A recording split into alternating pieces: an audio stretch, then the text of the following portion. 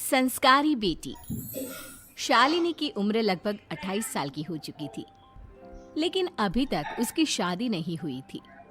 शालिनी के mummy papa सरला और महेश जी ने कभी उसकी शादी के लिए कुछ ज्यादा कोशिश भी नहीं की। शाली मन ही मन चाहती थी कि दूसरी सहेलियों की तरह उसका भी घर बस जाए, लेकिन वो अपने मम्मी पापा से ये बात कहती भी तो कैसे कहती। माँ जानती है,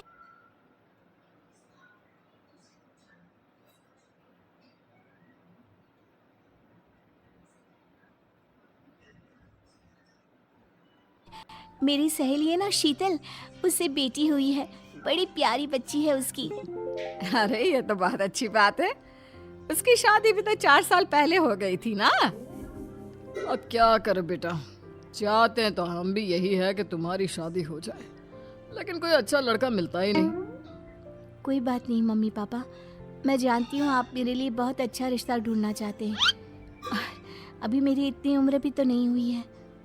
अच्छा शालिनी बेटा, क्या है ना, मेरे पास नई साड़ी नहीं है और मुझे किटी पार्टी में जाना था, तो इस महीने तेरी तनख्वाह आ जाए तो एक नई साड़ी दिलवा देना बेटा। और बेटा मेरा मोबाइल भी थोड़ा पुराना हो गया है, 6 महीने से इसी को काम में ले रहा हूँ। एक नया मोबाइल ला देना बेटा। हाँ हाँ मम्मी पापा। और माँ, आप तनख्वाह की चिंता क्यों करती हैं? साड़ी तो मैं आपको कल ही दिलवा दूंगी।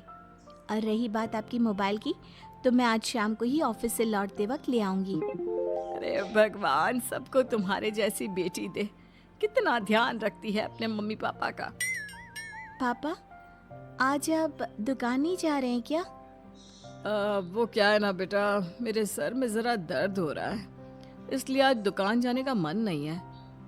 पापा दवाई ले लीजिए, और अगर हो सके तो चले जाइए। इस तरह दुकान बंद रहेगी तो ग्राहक आना बंद कर देंगे ना।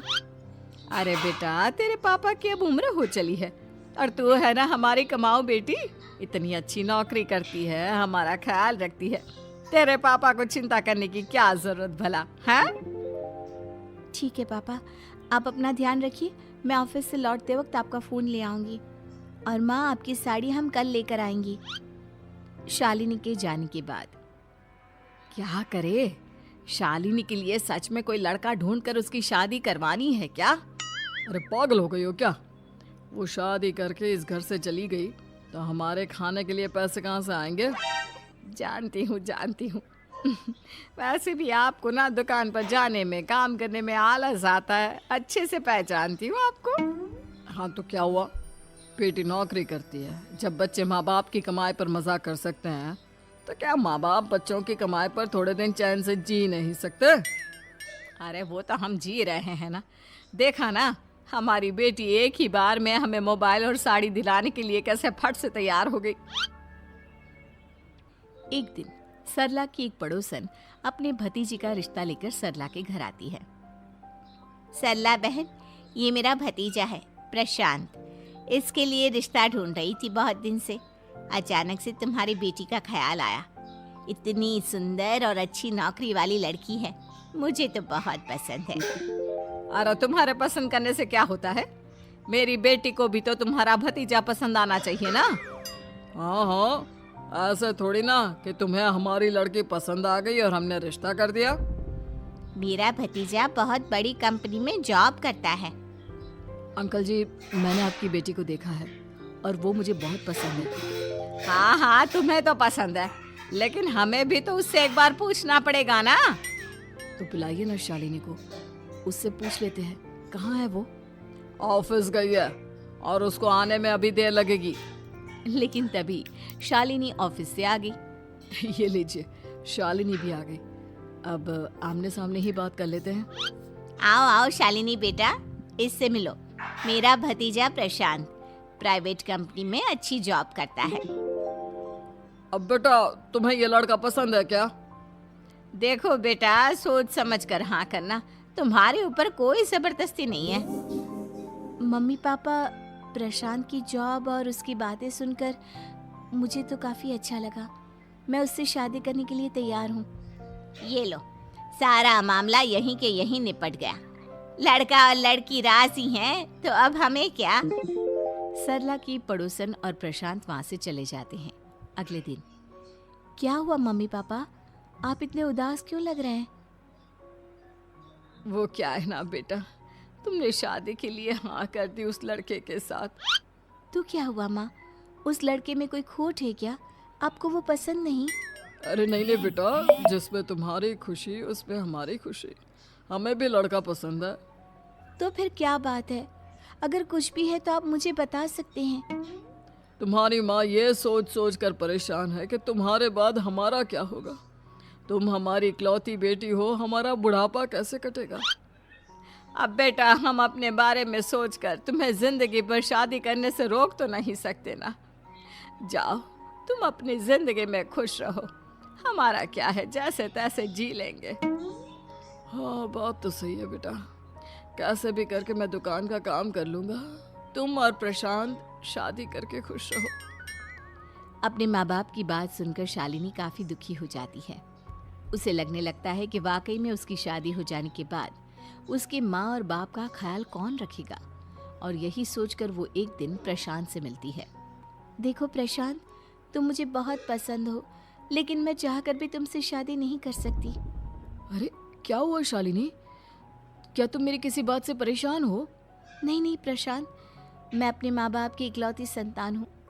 अगर मैं भी शादी करके घर से चली गई तो उनका ख्याल कौन रखेगा, उनका खर्चा कौन उठाएगा? तो क्या तुम सारी जिंदगी शादी नहीं करोगी? शायद नहीं प्रशांत, और अगर अपने माँ बाप के लिए ये भी करना पड़े तो इसमें गलत क्या है? प्रशांत ये सारी बात जाकर सरला के पड़ोसन यानी कि अपनी बुआ को बता देता है। ये सरला तो बड़ी चालाक निकली। प्रशांत, वो अपनी बेटी के साथ खेल खेल रही है। कैसा खेल? आप क्या कहना चाहती हैं? अरे शालिनी बहुत सीधी और संस्कारी लड़की है, लेकिन ये सरला और महेश एक नंबर के चालाक। बुआ जी, आपकी बात सही है, लेकिन अपनी बेटी के साथ भला कोई क्यों चालाकी करेगा? वो तो मैं तुझे कल बताऊंगी। तो कल सुबह मेरे साथ शालिनी के घर चलना। और फिर अगले दिन। क्या हुआ सरला बहन, तुम्हारी बेटी ने तो शादी के लिए मना कर दिया। अब पता नहीं बहन जी क्यों मना कर दिया। हम तो चाहते थे कि बेटी की शादी धूमधाम से करें।